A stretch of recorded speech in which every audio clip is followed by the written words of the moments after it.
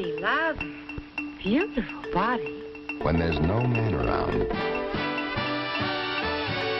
good years should be. Oh, I know. Washing dishes made my hands real dry. And then you came along and undried them. There were a lot of categories that the men who ran things didn't allow us to work on. For instance, we weren't allowed to work on financial because they figured we didn't know how to balance our checkbooks.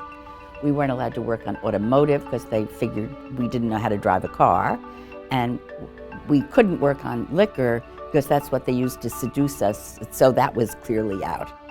In the 60s, women who were in the agency were mostly secretaries. There were a few of us who had become copywriters. Women copywriters at the time wrote some of the most terribly demeaning commercials portraying women that were on the air. Every once in a while I see an old commercial of mine, like there's one I wrote for Patricia Neal from Maxim, and she says, "I think Maxim is an excellent coffee." I use Maxim because I think it's excellent. But more important, my husband thinks so too. And I look at that commercial and think, did I write that? Did I really write that drivel?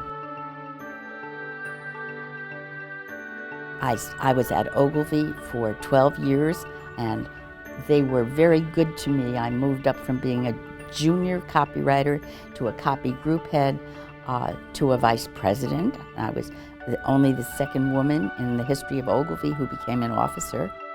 I remember once going to my boss, the creative director, and complaining that Peter, who sat in the next office, I knew was making twice what I was making. And I said, and I'm as good a copywriter as he is, and I think in many ways I work harder and turn out more advertising.